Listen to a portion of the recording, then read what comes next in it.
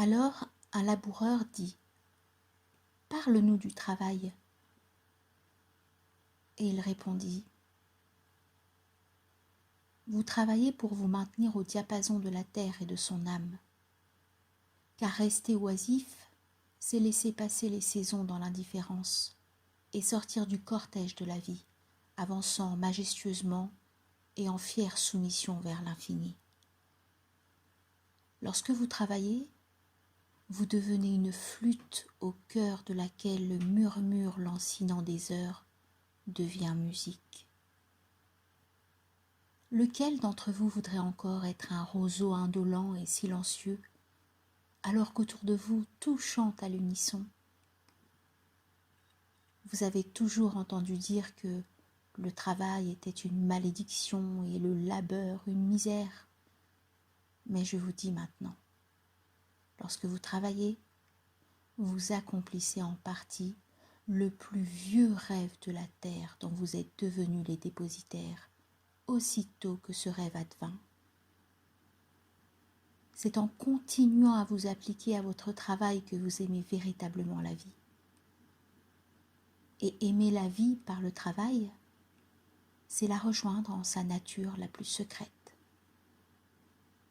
Mais si dans un moment de désarroi, vous voyez dans votre naissance une affliction et dans la nécessité d'assurer votre subsistance une malédiction dont vous portez la marque sur le front, alors je vous dirai, seule la sueur de votre front saura en effacer la marque infamante.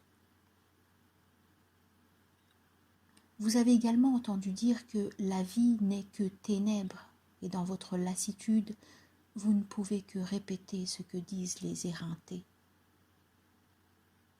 Quant à moi, je vous assure que la vie, en effet, ne peut être que ténèbres, si on n'y rencontre pas l'élan d'une passion.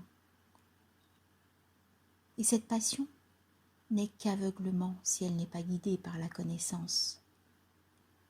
Et toute connaissance est vaine, sauf dans un travail.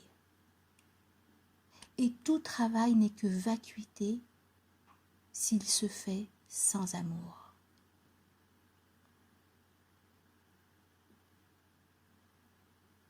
Lorsque vous travaillez avec amour, vous resserrez vos liens envers vous-même et envers les autres et envers Dieu. Et qu'est-ce que travailler avec amour ? C'est tirer de votre cœur chaque fil de l'étoffe que vous tissez, comme si cette étoffe devait être portée par la personne de votre choix. C'est construire une maison avec le plus grand soin, comme si elle était destinée aux personnes qui vous tiennent le plus à cœur. C'est semer les grains avec émotion et en récolter le fruit avec joie, comme si tous vos bien-aimés avaient à s'en nourrir. C'est insuffler en tout ce que vous façonnez la marque de votre esprit. Et savoir que pendant ce temps, tous les défunts dont vous chérissez le souvenir vous assistent et vous veillent. Je vous ai si souvent entendu répéter à la façon de ceux qui parlent dans leur sommeil : celui qui travaille le marbre et qui parvient à découvrir dans la pierre la forme de son âme est plus noble que celui qui laboure la terre. Et celui qui parvient à coucher l'arc-en-ciel sur la toile pour le mettre à portée de la sensibilité humaine est plus que celui qui fait des sandales pour nos pieds. Mais je parle quant à moi, non point dans la torpeur du rêve, mais dans l'éclat du midi. Et je dis que le vent ne se fait pas plus caressant pour les chênes géants que pour le plus frêle de tous les brins d'herbe.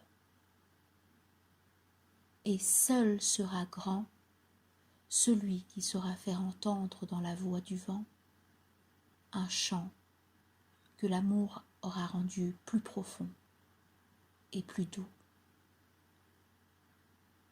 C'est par le travail que l'amour devient apparent.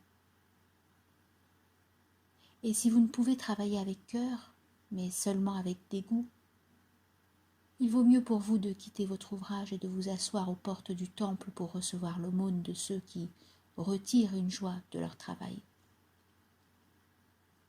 Car si vous n'êtes pas consciencieux dans la cuisson du pain, vous cuirez un pain amer qui ne rassasiera qu'à moitié la faim de l'homme. Et si vous pressez les raisins de mauvaise grâce, vous distillerez le poison de la rancœur dans le vin. Et si d'aventure vous pouviez chanter avec les anges, sans pour autant aimer le faire, vous détourneriez à tout jamais des oreilles de l'homme les voix du jour et de la nuit.